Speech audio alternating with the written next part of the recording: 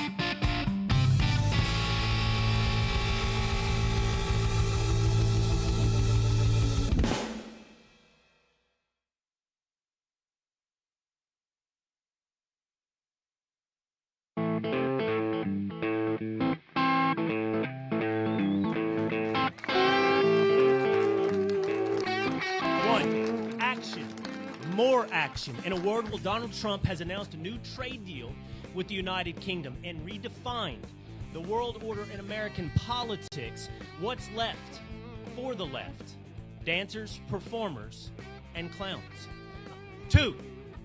Attorney General Ken Paxton of the great state of Texas just this morning announces an indictment of 6 individuals on voter fraud, the fight for election integrity, and his fight for the U.S. Senate. Attorney General Ken Paxton. 3. Country music star Shay Fischer, Hounds and Heroes, Bonnie Jill Laughlin. Join us today on The Will Cain Show.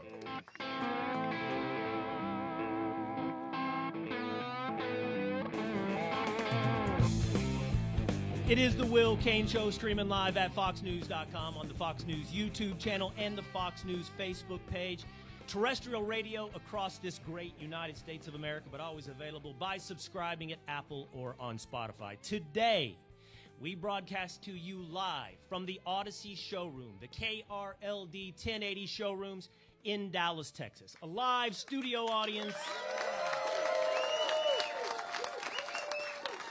here with us today on The Will Cain Show. We will have country music star Shay Fischer, Hounds and Heroes Bonnie Jill Laughlin, Texas Attorney General Ken Paxton, but we're always joined by the fellas in the crew. We've got Tinfoil Pat back in Florida, and in Texas today along with us is Two-A-Days Dan. What's up, Dan? What's going on, guys? Good to be down in Dallas. How is Texas treating you, Dan? Texas is great. I love it so far. I've seen downtown Dallas. I like it. It's great weather. Not when I came in on the plane, but that's beside the point. But it's been great so far. We've had some thunderstorms this week that I know delayed your flight until 3 a.m. I fully expect Dan to walk out of Texas with a very cliched set of boots that he can wear somewhere in Brooklyn, carry them, wear them along with his flannel shirts to the Brooklyn Brunch Crew. That's right. Or, within a matter of months, perhaps, move to Texas. All right, we'll see. We'll see.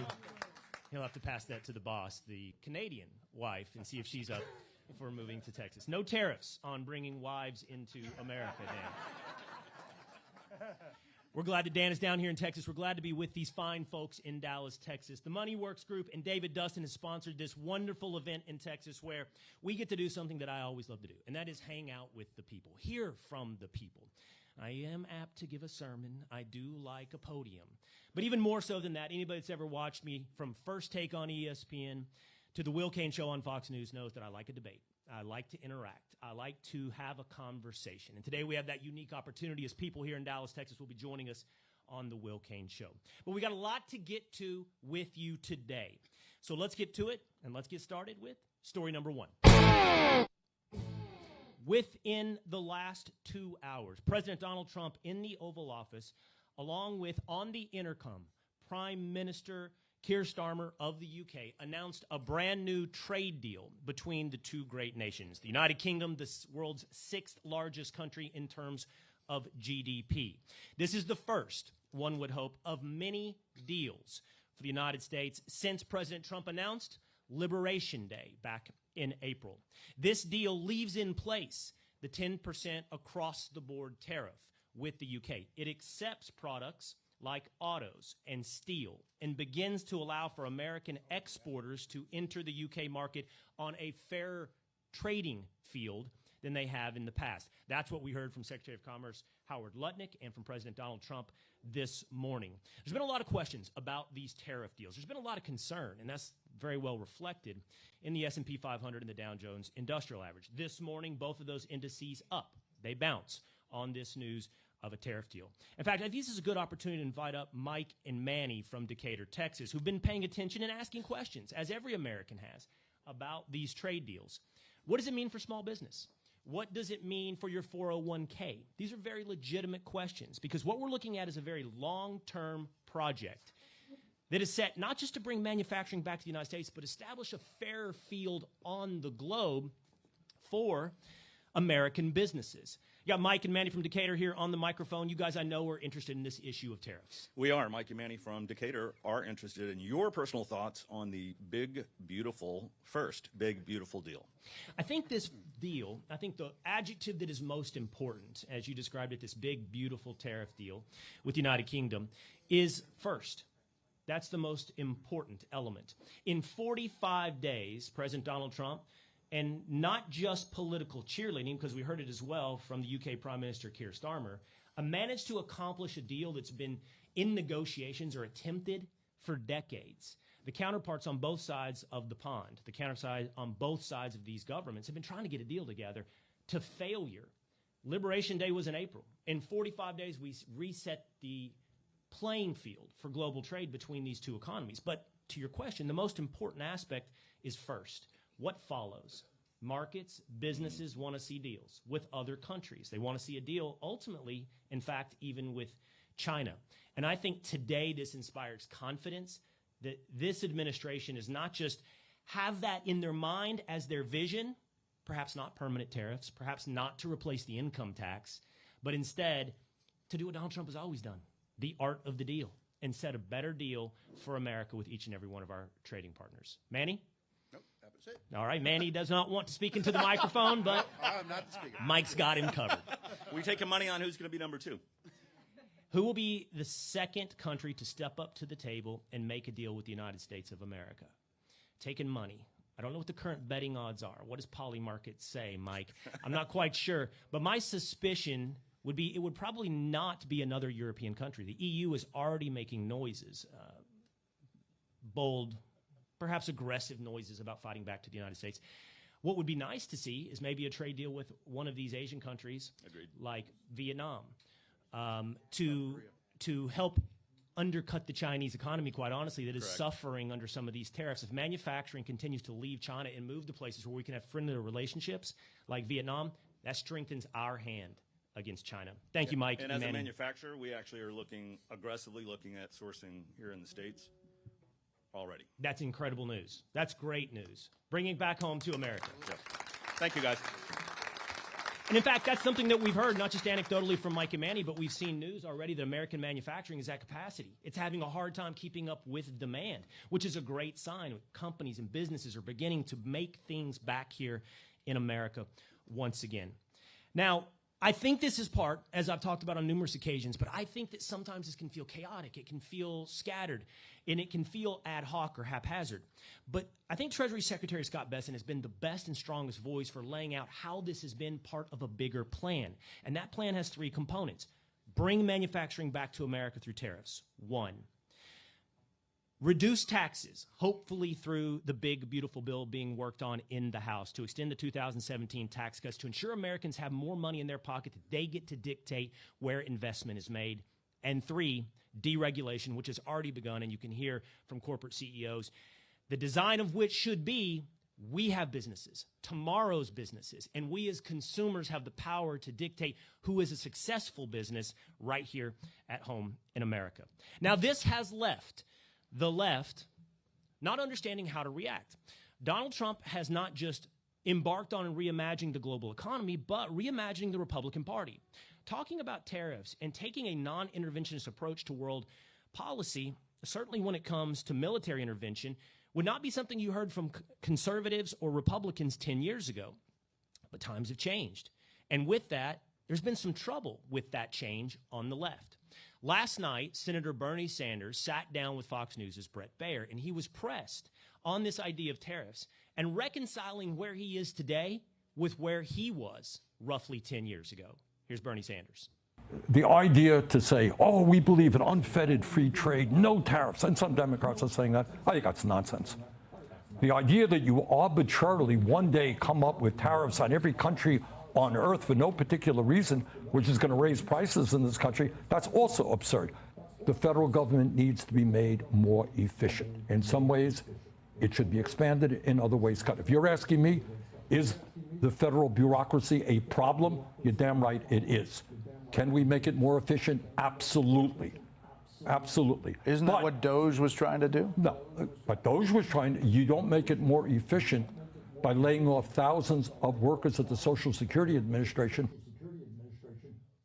Bernie Sanders having trouble reconciling this new world. Where does he sit when it comes to tariffs, and where does he sit when it comes to government efficiency? He says there's a role for tariffs, but he doesn't like the way that it's been done under Donald Trump. He likes the idea of a more efficient government, but not the way that it's done with Doge. What I think we see here is Bernie Sanders revealing himself as a participant in politics, a sideline participant, a critic that doesn't count. In the famous words of Teddy Roosevelt, it is not the critic that counts, but the man in the arena whose nose is bloodied, who tries and fails, but is there, a part of the action. Bernie Sanders can't even fight for the things that he's given voice to in the past. Why? Because he's fallen into the same trap as every other Democrat, to simply be anti-Trump. He's revealed himself to be a dancer on a stage. Less quality entertainer than Shay Fischer, who will play for us today here on the Will Cain Show. Well, he reveals himself to be a performer, not a man of action, not what we would hope in politics. I'd like to think that I'm always fair. I'd like to think that I look at both sides and I demand more, not just performance from what your politician, whether or not they're the left or the right, Democrat or Republican. And I think it's therefore fair to ask some questions like, for example, with this trade deal with the UK, what about what we've heard in the past from the Trump administration about supporting Western civilizational values like free speech in places like the United Kingdom? That's someone I'm a big fan of. Vice President J.D. Vance has given voice to. Now, last week on the Will Cain Show, a former musician from Mumford & Sons, Winston Marshall, came on. He said, hey, don't forget your fight for Western civilization in making the art of the deal. Here is Winston Marshall. He has said, no free speech, no deal. Our business secretary, Jonathan Reynolds, has said in the negotiations with the U.S. Commerce Department that there's been no mention of free speech. So this is a really key thing that I want to understand. Is free speech now no longer on the table? And I didn't get a clear answer from Madam Levitt.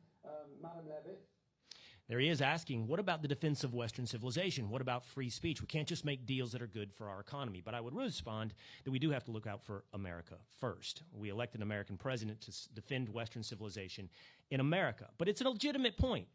We can't just have words on the stage at the Munich conference. We have to have action as well on the right that defends Western civilization. And we need to demand, as voters, as people who see a better, brighter tomorrow, that promises made are promises kept. I think there is another issue at hand when it comes to demanding more than performance from everyone, and that is the files of Jeffrey Epstein. I asked about this yesterday of Congresswoman Anna Paulina Luna. There's been a lot of talk. Where are the files on Jeffrey Epstein? Who was Jeffrey Epstein working for? What has Jeffrey Epstein been doing? And Congresswoman Luna has suggested she's going to stay on that because we have not yet heard from Attorney General Pam Bondi. Where do you stand today on what the DOJ has done regarding Epstein? I stand by my comments. I can tell you that I'm not the only member of Congress who's publicly questioned what the DOJ is doing. When you say you are going to deliver these files on a terrible predators that are still walking free, and yet there's been evidence that hasn't been shared with the American people, the least that you can do is pick up the phone and update Congress. We have seen binders and folders that did not reveal much information on something that is more than simply a scandal. It's more than simply ugly. It is most likely something that impacts American national security. What was going on with Jeffrey Epstein? And we demand more than words and performance. We demand action on that as well. But when it comes to performance, there is no cheaper and there is no louder performer on the national stage than, unfortunately, one of our congresswomen from Texas, one of our congresswomen from Dallas. And that is Congresswoman Jasmine Crockett. Enjoy. Okay. So I'm going to ask you a question, and I want you to tell me whether or not it is Trump or trans people that are responsible. You understand? Got it. Okay, very good. The first one, gutted medical research. Trump. Kidnapping Americans and sending them to foreign countries, a.k.a. deporting them. Trump. Driving us into a recession. Trump. Increasing the cost of everything. Trump. Waging an idiotic tariff war. Trump. False, false, false. Lie, lie, lie. No American citizens kidnapped and deported off to foreign countries. No burgeoning recession. By the way, although CEOs show confidence index problems in the way this tariff war will play out, employment remains incredibly strong. Employment, despite their words, has remained low. Unemployment low. So in other words, while they express concern, they continue to hire and retain people working for them in this economy. There is no inflation. Inflation is down since the Biden administration. But Congresswoman Jasmine Crockett is not just a performer. She is not just a dancer on the stage. Congresswoman Jasmine Crockett is an embarrassment to the state of Texas. Congresswoman Jasmine Crockett is an embarrassment to the city of Dallas. And Congresswoman Jasmine Crockett is a clown in a circus. Today we have with us country music star Shay Fischer. She's got 6 #1 singles. Her latest is Take Me Back to Texas, and she takes us away. Take me back to Texas, where the skies are ever blue, where I left my foolish heart hanging on the moon. Take me back to Texas with you. It is time to take the quiz. It's 5 questions in less than 5 minutes. We ask people on the streets of New York City to play along. Let's see how you do. I'm having what she's having. It's a quote from a 1989 film starring Billy Crystal and Meg Ryan. Name the film. E.T. When Harry Met Sally. You got it. When Harry Met Sally. Either way you did, you can always try again tomorrow. Take the quiz every day at thequiz.fox. Then come back here to see how you did. Thank you for taking the quiz. This is a new beginning. Where common sense is our common ground. We're telling your story. Is the most important story. And we're not afraid to tell it. Where American values unite us. And don't divide us. This is a time to come together. For you. For me. For all. For all. For all. For all. For all. For all America. For all America. Fox News Channel. America is watching. From the Fox News Podcasts Network. Hey there, it's me, Kennedy. Make sure to check out my podcast, Kennedy Saves the World. It is 5 days a week. Every week, we check in with Jimmy Fallon, bring in authors for the book club, and even treat some of your favorite Fox personalities to a very special happy hour. Download and listen at foxnewspodcast.com or wherever you listen to your favorite podcast. Kennedy Saves the World. America's listening to Fox News.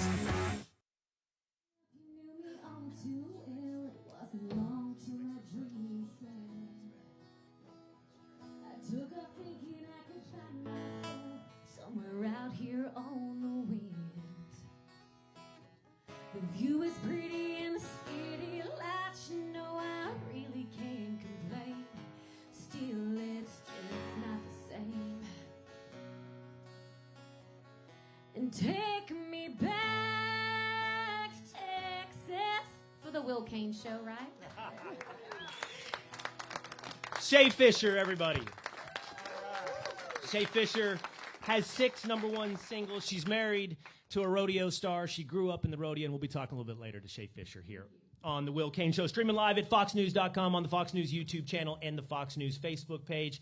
Hit subscribe at Apple or Spotify. Leave us a 5-star review if you think it's so well-deserved. And leave a comment, as we are surrounded today by, I hope, various members of what we call the Willisha. the fans, and the members of our family here on the Will Cain Show. Joining us now, though, is the Attorney General of the great state of Texas. It is Ken Paxton.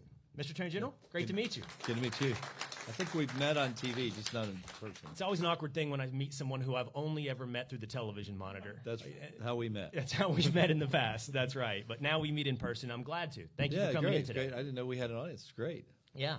You didn't know when we were talking backstage that we'd have an audience? I had no idea. None. Well, surprise. I walked through, and here we are. Well, let's start, Mr. Attorney General, with what I think is breaking news. Today, the New York Times covers you and Texas. The announcement of 6 indictments this morning in the defense of election integrity by you in the state of Texas. These individuals have been indicted for vote harvesting. Tell us a little about what these charges are. So first of all, we haven't been able to prosecute much voter fraud. We used to do it very often. I had 4 prosecutors. We had 1,000 different cases going at one time. We were directed by the legislature long before I got there in 1951 to prosecute voter fraud. And then our Court of Criminal Appeals in Texas, which is our highest court on criminal matters, came in and said after 71 years that it was unconstitutional, that the Attorney General didn't have the authority to be in court, which is a very strange ruling, and I think just wrong. So we haven't been able to do it. So we've had to rely on referrals. So fortunately, this Fresno County District Attorney referred 6 different people to us. Some of them were elected officials who were going out and vote harvesting, which is illegal in Texas. You're not allowed to do it. So one of the struggles we have in Texas is now it's difficult for us to stop voter fraud because it's now up to the local DAs, district attorneys, and most of our counties and the big counties are controlled by Soros, and they don't prosecute voter fraud. Several different levels and issues to go into right there. Let's start with the last thing you said, which is that you're struggling because you have to get a district attorney through a criminal referral to bring these charges. Until the state of Texas allows the Attorney General to bring charges and bring cases to court, you're reliant on district attorneys. You told me backstage 70% of the Texas population lives where a district attorney is Democrat, but not just Democrat, often one who has been backed by George Soros. That's exactly right, which means they're not going to prosecute voter fraud. So we used to prosecute a lot. You hear in the media all the time, there's no voter fraud. It's not true. We had hundreds of cases going, almost 1,000 cases. So I know there's voter fraud, and we now are at we're at a disadvantage in prosecuting, which if we can't protect our elections, what else are we can't protect anything. What's interesting about that is you're right. The media narrative is that there is no voter fraud. Now, what would they rely on to make the case that there is no voter fraud? Because the fact that there is no cases. That's exactly right. And because you can't most bring states cases. Before us, we were the only state that I know of really prosecuting voter fraud. And it was when I started, I realized we had a problem, so we started prosecuting it. Other states don't do it, so it's really easy for the media to say there's no voter fraud. And by taking it away from me, and by the way, we're in the process of getting the legislature to reauthorize. Matter of fact, that bill to reauthorize should come up on the House floor soon. But we're also trying to change the Court of Criminal Appeals. We unelected 3 incumbents last election and put 3 people in that won't make those types of rulings.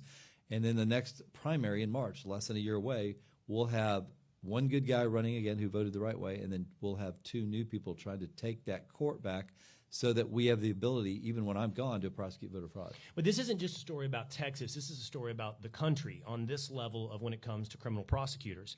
Because if you're making the case, which you're accurate, that 70% of the Texas population lives under a district attorney backed by George Soros, what you're really suggesting is Travis County, Dallas County, Bexar County, this is San Antonio, Austin, Dallas. You got Houston as well. Your major population centers. El Paso. El Paso as well. And I'm sure that is mirrored all throughout the nation. If voter fraud is going to take place, it's going to take place in large urban population centers. And those are almost always jurisdictions controlled by a Democrat, usually. Dallas is the biggest city in the country that has a Republican mayor. So they have not just mayors, but they have prosecutors who are Democrat and often backed by Soros. Exactly what happened to Donald Trump when he ran against Joe Biden. It was 7 counties, Maricopa County, Detroit County, Philadelphia County, Fulton County. They didn't have to change many places. They went to 1 county in each of those states, and they used this mail-in voter fraud. And I know that the mail-in ballot voter fraud happened because we stopped it in Texas. We had 12 lawsuits where had we not stopped it in Bexar County, in Austin, and in Houston, we would have been Georgia. We would have lost. Trump would have lost this state. But we were able to file these lawsuits and find our way to the Texas Supreme Court. And believe me, these local judges, they were trying to get these ballots out, because once you send the mail-in ballots out and there's no signature verification, they've never applied for it, and you've got thousands and thousands of ballots, you don't know how to track these ballots. That's how they won the last election. Well, you brought charges today. So let's talk about the specifics now really quickly so we understand that it's not just a political allegation. You've actually got a criminal allegation. It's vote harvesting is what you're suggesting. So what is that? That is mail-in ballots that went out. People then went door to door, which is illegal in Texas, right, to bring those ballots back. Usually they go to nursing homes. I think in this case, some of them went to nursing homes, and they walk around and they have people fill it out, and they help them sign, and they vote for them. So they're collecting ballots, and they've been doing this for years. They have people hired to go collect ballots from nursing homes. And your allegation is that they're paid as well, right? Yes. You talked about the use of Cash App as a way to make essentially paid couriers to harvest votes. Yep. So yeah, there's no doubt there's money involved in this. People are making money harvesting votes, changing our elections. Well, that's going to be a fascinating story to watch as your charges come forward, and see if and hopefully fascinating when the legislature gives us the authority to re-prosecute voter fraud, and the Court of Criminal Appeals, as we change that, we get back to being able to protect our elections. Well, Texas has been in the national news this week because several different things, including what we just discussed, have happened that offer up a glimpse of things happening across the nation. And I know this isn't directly under your purview, but Governor Greg Abbott signed a bill this week to bring in school vouchers here in Texas. It's one of the biggest in the country, and it's offering up to $11,000 to students to take their tax money and choose where they want to go to school, whether or not that be private school or whatever it may be. What do you make of this program? Will the demand in the first couple of years, will the demand, do you think, exceed what is actually available in the pool? It would not surprise me if demand exceeded what was in the pool. I've always believed that the parents should control where their kids go to school, that it should not be dictated by the government. Your kid goes here because you live here. The money should follow the student. The parent should make that decision. It's your money. It's your choice. And I've always believed that. And I've always thought that would also make the public schools better, because if they have to compete, they'll compete. If they don't have to compete, if they have a monopoly, they won't compete. So this will be good for students, and in the end, that's the goal, right? We want our kids to get the best education possible. And in any endeavor, competition makes us better. It's just reality. I think that's absolutely true. In any product, in anything we do, competition means the best product rises to the top. However, look, I grew up, if not in a rural town, somewhat rural town, Sherman, hour up the road. I know you were born in Minot, North Dakota. True. And moved around a bit before making your way to Texas. There are rural voters that are worried about something like this because they don't have private school options often. And there are people who are simply invested in their public school. They want that community involvement, that community tie that binds. And they want to see those schools succeed as well. What would you say to those voters that are concerned that something like this means potentially a threat to their public schools? It's just not true. First of all, there's not enough money. And as you said, if there's only one choice out in a rural area, you got to make that choice work. This is mostly going to be used in more urban, suburban areas because there's more opportunity to have different mixes of schools. I just don't see why people would, I had a superintendent that was mad that we wanted to do a pilot program when I was in the legislature for failing schools. And I'm like, okay, these kids are in a failing school district. They are not going to succeed, and you're telling me not to offer them a private or a pilot program to do something different. And he goes, well, I said, why would you not want that to happen? Why would you not want them to have some opportunity to have success? He goes, well, I'm just afraid it'll work. That's what he said. I'm afraid it'll work and then it'll spread. I said, well, then that's a problem if you're worried about it actually working. Let's worry about the kids, not the politics. Well, let's come back to your role as Attorney General, because I'm asking you about an issue that is outside what you do as Attorney General, but you're looking to change your job as well. Correct. You announced on Laura Ingram's show on Fox News that you are going to be running for Senate against Senator John Cornyn. That is correct. That was about a little over 4 weeks ago on Tuesday. I've watched John Cornyn for a long time. I was in the Texas House, even before that, watched him really not represent the values and the views of most Republicans and really most Texans. And if he has to talk about what he's actually done, it's a real problem. He has represented Mitch McConnell and the D.C. establishment, and they love him because he doesn't get anything done for us. He has not represented the people of Texas. He's been out there, tied in with Joe Biden, passing restrictions on gun ownership and rights, Second Amendment rights, which not many Texans I know want that. He's not been in favor of our border wall. He's criticized that and criticized Trump for being in favor of that. Instead, who does he send the money to? He sends it to Ukraine instead of defending our border. And look, he's also been very critical of President Trump. He was not in favor of him running this time. He was not in favor of him running last time. Suddenly, now that he has a primary opponent, he's a huge Trump fan. He just became a Trump fan. Just recently, Johnny Come Lately is on that pitch. But the reality is he is not representative. I've watched him. Ted Cruz, fine. I would never run against Ted Cruz because Ted Cruz is doing his job for Texas. John Cornyn is not. I feel like I hear your answer to the question I'm about to ask you. You gave me some specifics there. As Attorney General, you've been very active for over a decade. You've been active against the Obama administration. You've been active, as you mentioned a moment ago, with voter fraud. It's easy to see how you approach the job of Attorney General.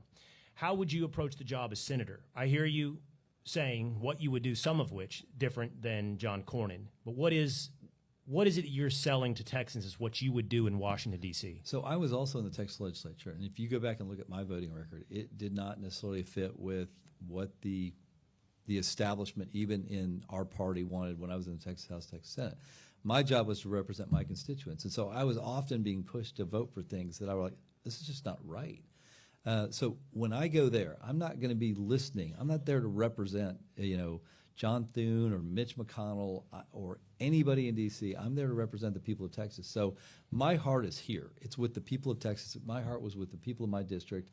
And if you look at my voting record and you look at what I've done as Texas Attorney General, it's been all about the people of Texas and representing them and not listening to the establishment, whether it's in my party, Democratic Party, or wherever. That's not my interest. This show is broadcasting nationally.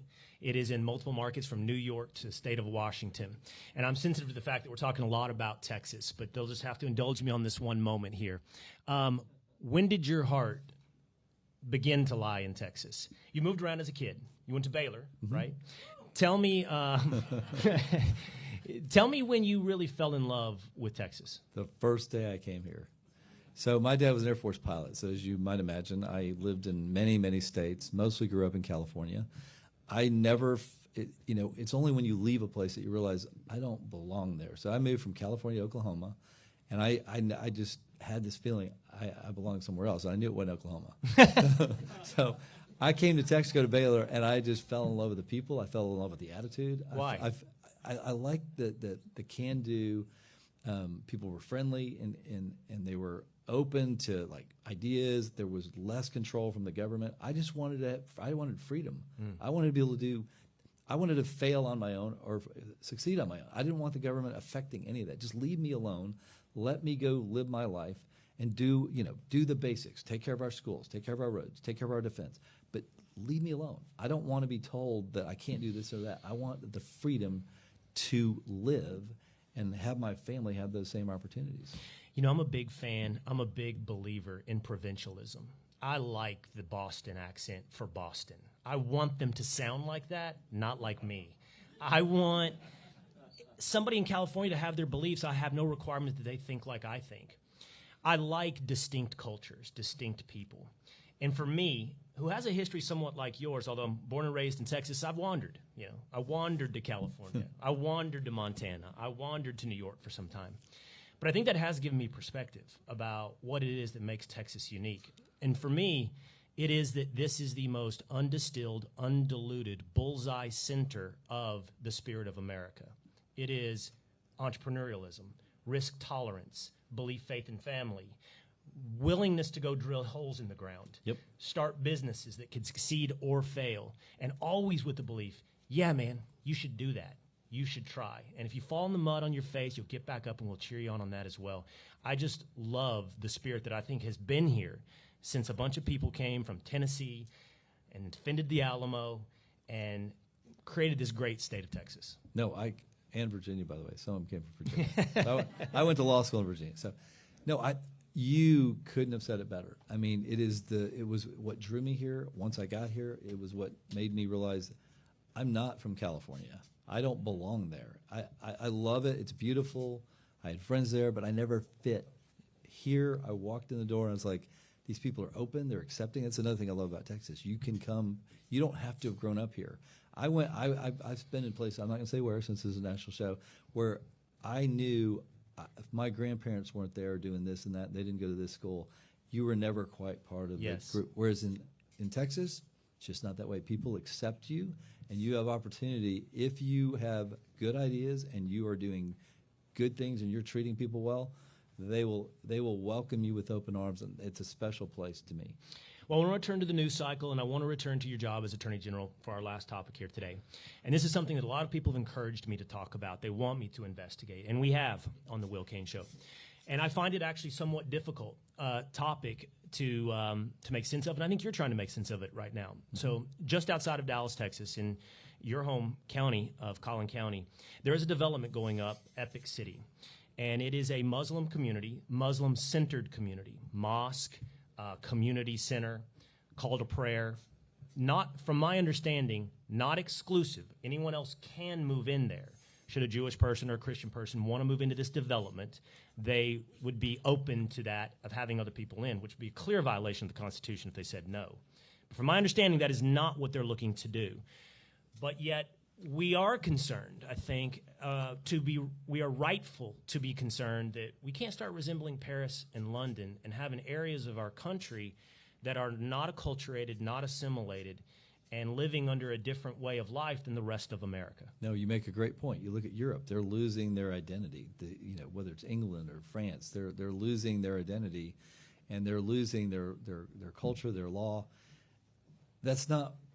I can understand why people are concerned. On the other hand, we have a First Amendment right. It was very important to the founders. It was #1 amendment that we have free speech and we have the right to exercise our faith the way we want to, and the government. And that includes freedom of association. That's exactly right. So there is a constitutional issue here that we have to be very careful of and respect, because it is fundamental to our freedom that people have that. On the other hand, my job is to worry about those things, but it's also to look at, is this group, we are always looking at businesses, all kinds of businesses, doesn't matter whether they're based on a religion or not. We look at business based on, are they violating state law? Are they committing fraud? Are they doing things that are wrong? So that's my job. And I've been directed, we are looking at those issues to make sure. You're investigating it now? Yes. Now, some of that stuff I can't really talk about the details, but we are looking into whether laws have been broken or are being broken. And if they are, and they are operating above board, then they're free to do that. And we're not going to do anything. You can't reveal the details, but I can ask the questions. That's true. Now, do you have any evidence that or suggestions so far that, for example, there's an implementation of Sharia law? So you can ask. I'm not going to answer specifics because there's too much involved in this investigation that I don't want to give away or say until we've finished. Is it true that it's an open community for people of other faiths to move into, or is it exclusive to Muslims? So I don't know that yet. Okay. I don't know that for sure. Okay, I have to ask. Yeah, and I look forward to hearing the answers as you forward your investigation. I'm in a different, I'm not, when I'm in the Texas House, everything's open to, but when we're doing investigations, we have to be really careful because we want to do them fairly, and we want to give people the opportunity to explain to us what they're doing and not judge them before we know the truth. So my job is to try to find the truth and to follow the law. And I understand the difficult situation that this will put us all in, where we have the values of our First Amendment, freedom of speech, freedom of religion, and freedom of association, versus something that's probably not healthy for America to begin to segregate ourselves off into exclusive communities, when assimilation and acculturation and adoption of Western civilization is the key to making this entire experiment as a nation-state work. Right. But there may not be laws that stop them from doing that part of it. But they are still responsible for making sure they're following other state and federal laws. All right, Texas Attorney General Ken Paxton, we hope you won't be a stranger on this show or the Fox News Channel's Will Cain Show. We'd love to see you again. Hey, I loved being on. What a great audience, and thanks for having me today. Thank you so much. Thank you. All right, once again, Shay Fischer. He bought a truck from a farmer out of Alabama.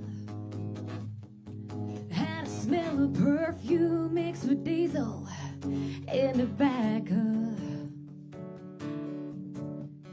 He'd hit the clutch and not shift the gears, leaving miles of dirt road down that rearview mirror to find a little place off the map nobody knows. Just taking it slow. We were wild, crazy, in love with each other. We were young, we were reckless, neither one of us could help it. Nothing could hold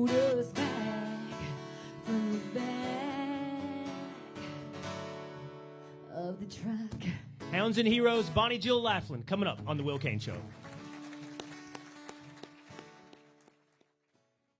The world of business moves fast. Stay on top of it with the Fox Business Rundown every Monday and Friday. Fox Business reporters, anchors, and hosts will bring you beneath the stock market speculation and boardroom drama to tell you about the biggest business stories of today. Whether you're on Main Street or Wall Street, Fox Business is invested in you. Listen to the Fox Business Rundown every Monday and Friday at foxbusinesspodcasts.com or wherever you download your favorite podcasts.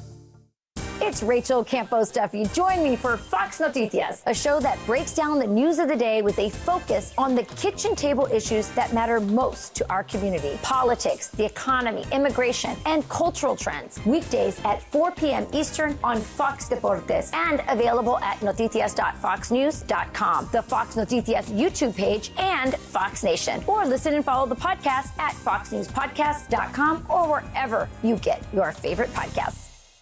The world of business moves fast. Stay on top of it with the Fox Business Rundown every Monday and Friday. Fox Business reporters, anchors, and hosts will bring you beneath the stock market speculation and boardroom drama to tell you about the biggest business stories of today. Whether you're on Main Street or Wall Street, Fox Business is invested in you. Listen to the Fox Business Rundown every Monday and Friday at foxbusinesspodcasts.com or wherever you download your favorite podcasts.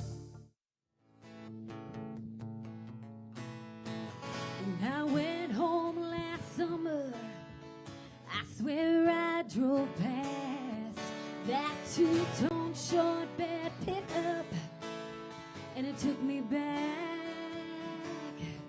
to the back. We were wild, crazy in love with each other. We were young, we were reckless, neither one of us could help it. Nothing could hold us back. To the back of the truck. Back to you, Will. Shay Fischer, everybody. We appreciate Shay Fischer being with us here today. Shay, thank you so much. Thank you for having me. What a pleasure. We absolutely love your show, so I'm honored. Are you doing something right now with your accent? Because I heard it backstage, and it hinted out Shay is Australian. I am from Australia originally, but I married a Texan cowboy. So now I'm a Texas implant, but I'm an Aussie girl, so my accent's definitely very confused these days, to say the least. There it is. Now you can hear it coming out a little bit. Tell me about that. So were you born and raised in Australia before moving to Texas? Yeah, so my parents are both Australian champion rodeo athletes. So I grew up in the rodeo industry, so I was destined to eventually end up here in the U.S. At 16, I signed a record deal in Australia, and I was this rodeo cowgirl, knew nothing about the music industry. So when I got signed, I was kind of like thrown into it. I mean, I wore my boots and my hat, and I was cowgirl. And thankfully, I guess it was what young girls wanted to hear. I was blessed enough to have several #1 songs of my first album, and then I got offered a record deal in the U.S. right before I turned 21, and that was my first start of my journey here to the U.S., but it wasn't all just roses. I was here for maybe like 4 months, and then my record label shuts down in Nashville. I'm in a strange country trying to figure out what my career looked like, so I had to kind of step back for a little bit and figure out what life looked like. Tell me again about that childhood, though, because your parents were on the rodeo circuit. You kind of grew up nomadic then, always in a trailer, always on the road, always at the rodeo? Yep, it was a lot like a country music artist, honestly. We traveled all summer. The first 4 years of my life, I lived in a horse trailer. And so when I moved to the U.S., people were like, well, what do you think about this rodeo lifestyle and country music? And I was like, well, this is normal to me. Like, who wants to be home all the time? That's overrated. But now you mentioned the record label shut down. You're back. You've got several #1s. You've got Take Me Back to Texas, which is out right now. Yes, I do. So when the record label shut down, I really had to step back, and I found like my identity was very much in how many #1 songs I had, and people knew me through music. But I had to realize there was more to life than that. And I felt like when I realized that, I was able to get back into music and I thought, well, I've kind of missed my time. I'm a bit older now, and I got kids, but there's no time like the present. And honestly, it's so refreshing doing it now independently. I was with a label for 15 years. And at 16, being told what to say, what to wear, what to do, it's a lot of pressure. So this time around, I'm loving being back out there, releasing new music, and obviously take me back to Texas. I shot the music video at our ranch in Texas, which makes it even more special. And she says our ranch, and I'm looking throughout the crowd to see if I could find him because I thought for he's sure in the he'd back. still have. There he is, that his sexy cowboy cowboy back there. Her husband is professional bull rider Tyson Durfee. Yes. How did you and Tyson meet? We actually met at Houston Rodeo. So I was modeling for a company there, and he was competing. He actually won the rodeo that night. I did notice him, but I will say my husband's the nice guy, the one you want to marry. So I kind of played hard to get for a little while. It took him like 18 months to take me out to dinner because I was just like too stubborn, and I don't know what I was thinking. Well, that's incredible resilience from a guy that's used to lasting about 8 seconds. I know, yes.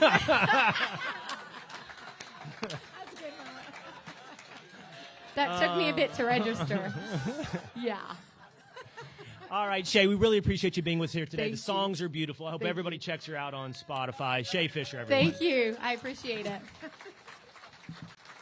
All right, now joining us here on the Will Cain Show is Bonnie Jill Laughlin, who's become a friend of the show, joining me at the Super Bowl and before the Kentucky Derby. She is the founder of Hounds and Heroes, which is the charity that your ticket here goes to support today. And I'm sorry, my veteran got sick, so no dog and no veteran. But we have some pictures we're going to show, though. Awesome. So. And by the way, we shouldn't bury the lead. Bonnie's done a lot of things, by the way. She's the first scout, NBA scout in history, female scout. She wrote a book, A League of Her Own, celebrating female first in sports. But not bearing the lead, she was also a Dallas Cowboy cheerleader. Go boys. Tell us a little bit about Hounds and Heroes. Yeah, so Hounds and Heroes, I've done 19 USO tours overseas, and so I saw, and coming back from, being from a military family, I wanted to make sure that I was able to get back to our men and women that have served, and so I was lobbying on Capitol Hill for our veterans and just knew, what about, service dogs, and so we rescue dogs from shelters, and then we pair them up and train them as service dogs for disabled veterans and first responders, and now we've extended it to even horses as well, so we do equine therapy on my ranch in Fort Worth, and we bring out children of fallen soldiers and disabled veterans and first responders. That's incredible. So talk to me about the veterans, the children of fallen soldiers, disabled veterans. What types of things do you see are accomplished when you pair up a pet or a horse, which I guess is a pet as well, with someone who's in need? Whether or not that be physically or a lot of our veterans mentally? are dealing, with PTSD, TBI, amputees as well. And there's a connection that animals bring out in someone. There's a calmness. There's a great example is one of our Marines had been blown up by an IED, and he was actually sleeping in his closet because he was so scared to be out and doing the normal tasks that we take for granted, going to the bank, gas, stuff like that. We paired him up with a German Shepherd, and he is now able to be back reunited with his family. He's able to have a purpose in life, and this dog has brought out something in him that the different meds and different things that the VA was trying to give him wasn't working. And so we've seen this over and over again of what these dogs and these horses can do for these veterans and first responders, and it makes such a big difference. And it's just something, like I said, that humans can't do that animals are actually able to pull out of someone. I read an article the other day that evolution of dogs is revealing an enhanced sense of love. So in other words, because dogs unconditional love, and they obviously dogs were bred over time with utilitarian purpose. Right. Each breed had its own purpose, but increasingly they're just family pets and loved ones, so they are evolving to develop this sense of emotional connection to human beings that has changed over time. Yeah, you're right. It's just that intuition. They automatically have that. They are able to see, even without some of the training that we do, they're able to see when a veteran is going through a night tremor or a seizure, or, even just us pairing up dogs with a military family while their spouse is deployed. Just makes a huge difference. And we all know EQ. They have EQ. Yeah, and it's all of us know if you have a dog, you may be in a bad mood, and the tongue's hanging out and the tail's wagging, and you're in a better mood.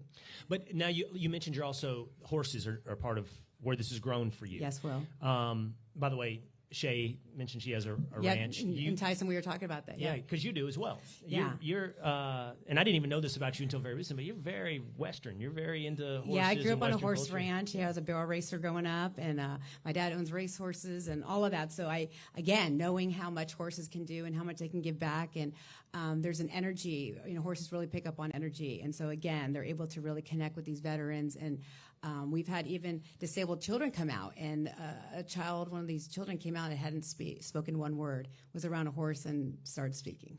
You're talking about two animals that have connections to humans in some way, and they're different types of animals. Like a dog is right in your face. He's letting you know, hey, I really like you. Horses make you work for it a little more. Yeah, you have to work for a horse. They're a little more like Shay when Tyson was trying to recruit him. Exactly. 18 months, yeah. Yeah, it's a lot of work to win over a horse.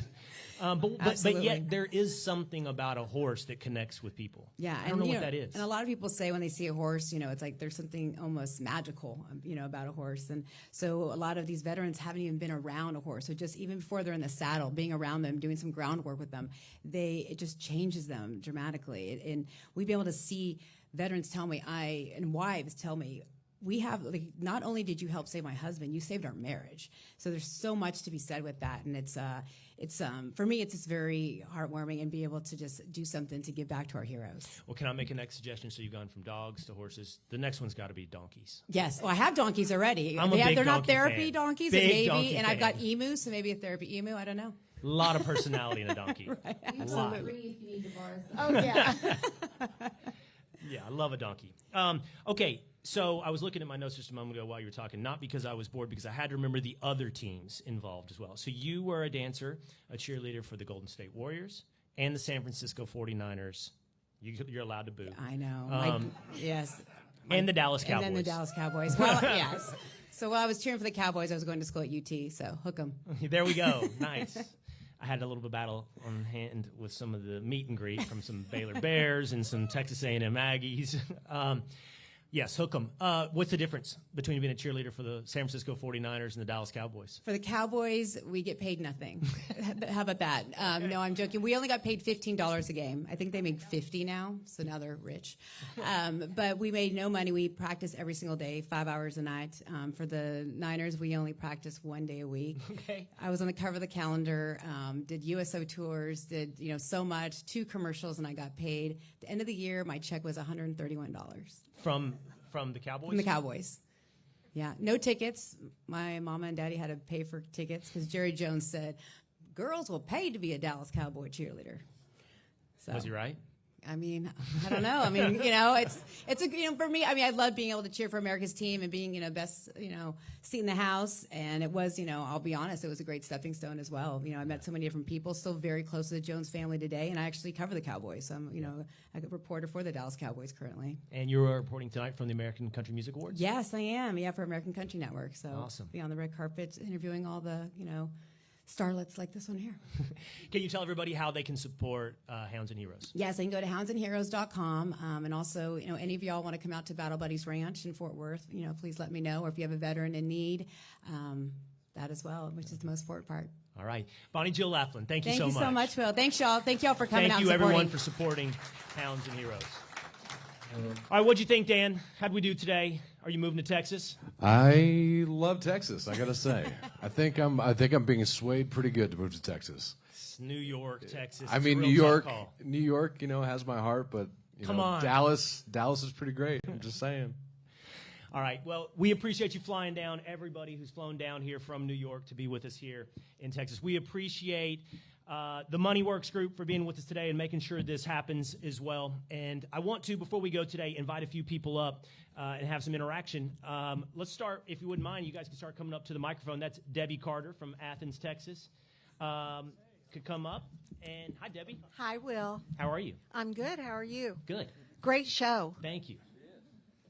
So my question to you is, do you have any idea when Trump will get his beautiful new deal worked out with the tariffs? Well, we saw the first one this morning. Making progress. And you know what? I would like to see it to happen fast. I think that would give so much confidence and inspiration to the markets. Like if we just rolled them out day after day after day. I don't know that that's going to happen. We hear news that various members of the trade delegation here and trade delegations across the country are meeting in Europe and then in America. And these are harder. It's interesting to think these are harder to nail down, hammer out than one would think. And yet we got one done in 45 days. And maybe that'll start the others. It could be a domino effect. Yeah. And I hope that's the case. Good. Thank you so okay. much. Thank you. All right. Is it Jana Baker? Do I have? Hi, Jana. It's Jan. Jan. Whoever's handwriting that is, just a little flourish on the end of the end. Do you think they'll ever let up on your friend Pete? And if things don't work out for him, could we count on you going back to Fox News on weekends together? Okay, that's a lot. Let's work from the middle to the end. I don't know how I'm going to handle those. We'll start with this. I hope that I never have that opportunity. I hope that it does work out for him, and I think that it will. I think Pete has the backing and support of President Donald Trump, and that is reiterated on every occasion. If for whatever reason it didn't work out, no, I'm not going back to New York on the weekends. They gave me too good a deal. I'm here. I'm broadcasting from Texas. Now, I will tell you that the prospect of broadcasting with Pete is incredibly enticing, and Rachel. And, I've been doing this job for over 10 years, almost 15 years at this point. And, I think everyone aspires to have a solo show or be in primetime at some point or these kind of things. And I'm not going to lie, that was probably an aspiration of mine at one point. But a couple of years ago, I actually quit aspiring for that. That quit being part of my ambition. And then it happened. But the reason that I did is in 15 years of doing this, I've never been a part of something more special than what I had with those two individuals. And it was effortless, and it was not produced. It was just natural. Everyone knows that chemistry is the most secret sauce there is in content creation, whether or not that's radio or that's television. There's a reason that whether or not you're an NBA fan, Inside the NBA on TNT is one of the best shows on TV. It's because Charles Barkley and Shaquille O'Neal and Ernie Johnson all love each other and have fun. Who cares if they're talking about Warriors, Rockets? Who cares? I want to hear those guys talk about whatever. And I've had some great chemistry with different people. I had chemistry with Stephen A. Smith.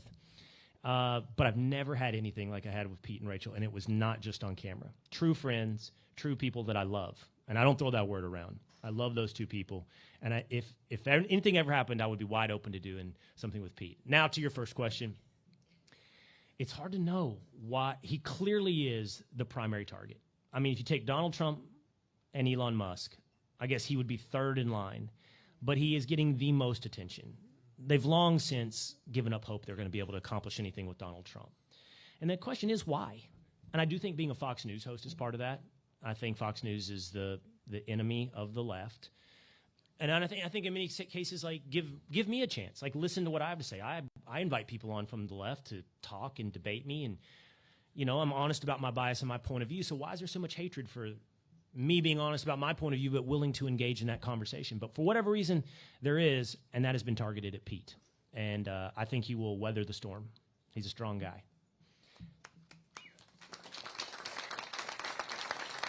And then finally, where was the other one? Oh, here it is. Ricardo. Ricardo from Louisville, who was born in El Salvador. What's up, Ricardo? Well, I'm doing pretty well. Thank you for the chance to actually, be able to ask you a question. And one of the things that I want to ask you is, the left has fallen in love with this guy in El Salvador. All right? So we know what the president of El Salvador is going to say if somebody asks him. Okay, so with that, I want to ask you if you plan in the future to go to El Salvador and take it from the Salvadorian president. He speaks good English, better than me.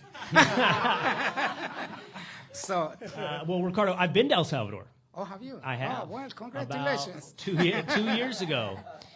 For a couple years there, this is going to make me sound so not Texan, but I do like to surf. And my brothers and I would take trips to various places. We've been to Mexico and we've been to El Salvador on a trip together. And so I spent 3 or 4 days in El Salvador. Now, I did not go to the prison, luckily. No, I say president. Well, I know, but when everybody says, are you going, I guess all the Democrats go to try to get to the prison and see what's going on. Yeah, the Kilmar Abrego Garcia story is I think, a real political miscalculation for the left. They are championing a man who is not a good champion. And every day new news comes out about who he was. The latest being that the owner of the vehicle he was pulled over driving in Tennessee had hired him to be a human smuggler.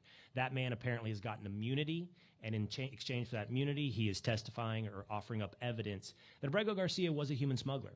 So on top of being an alleged domestic violence abuser, and on top of being an illegal immigrant, and on top of being an alleged MS-13 gang member, he is now an alleged human smuggler. And this has been the champion of the left. Now, they will tell you we're actually about the principle of deportations without due process. But it's a simple fact. No matter how many times it's trite and said, illegal immigrants do not receive the same level of due process as an American citizen.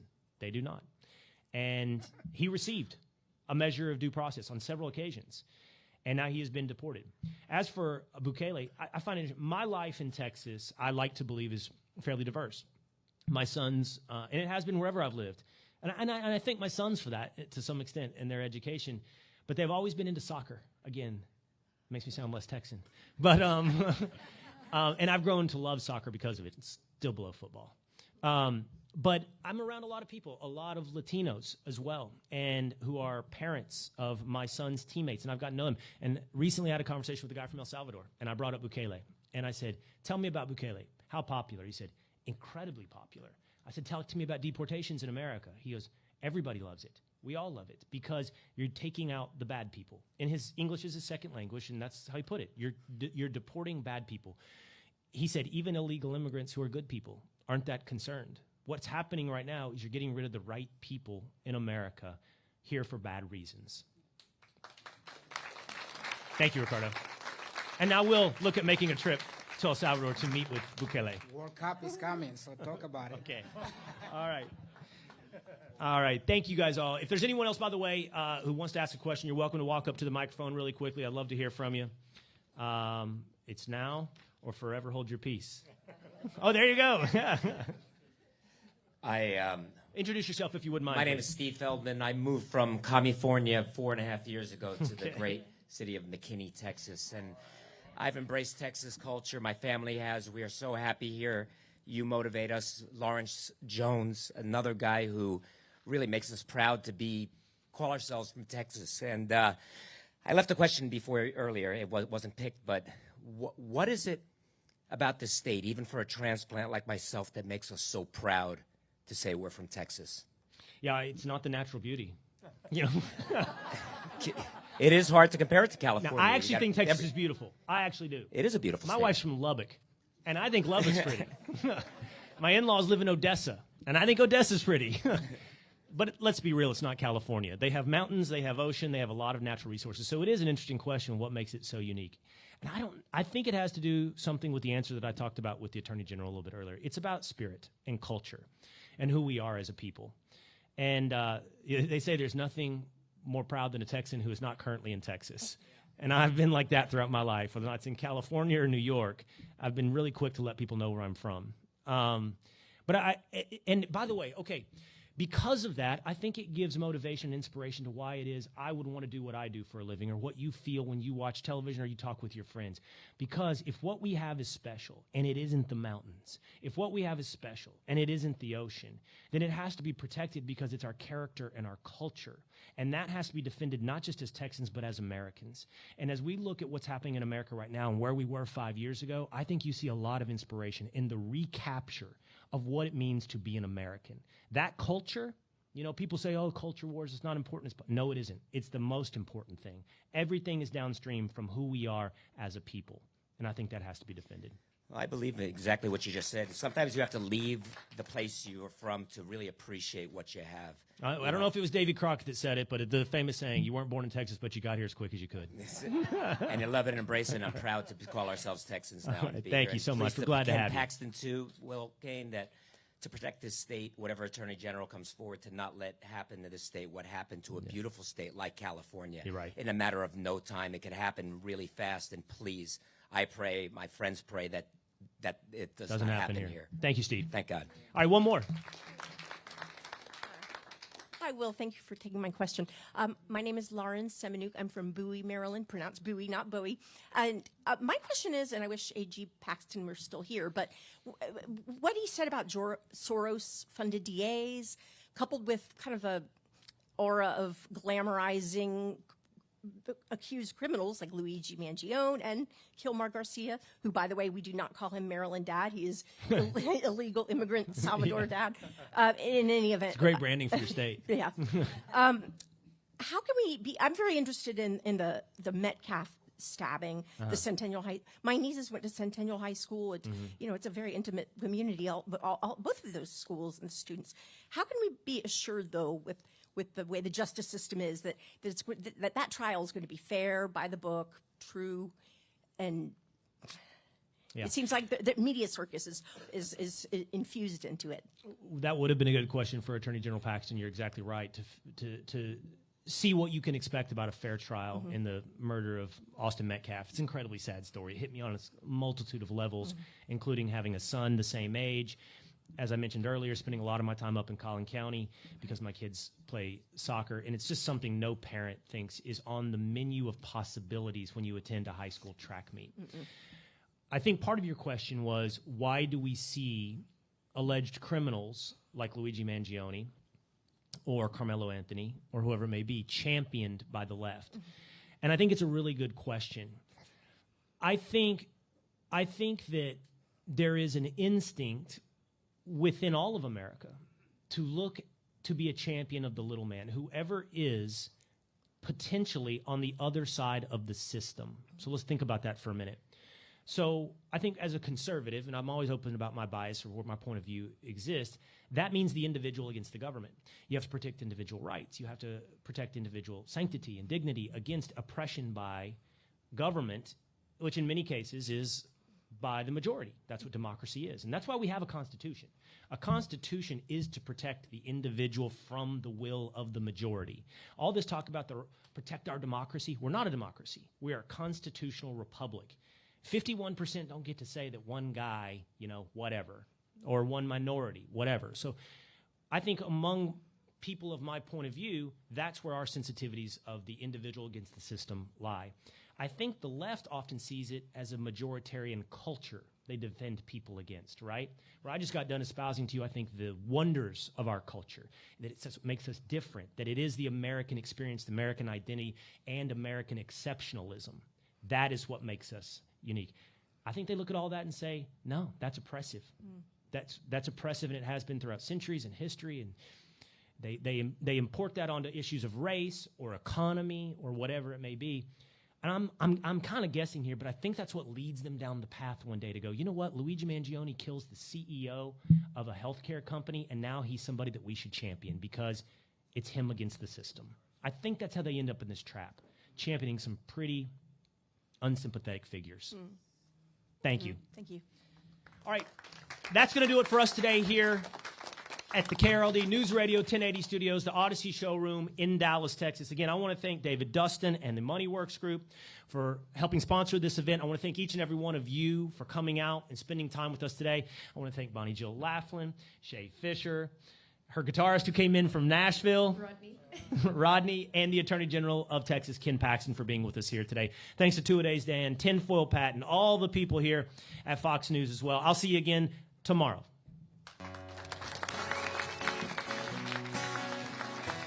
Take me back to Texas, where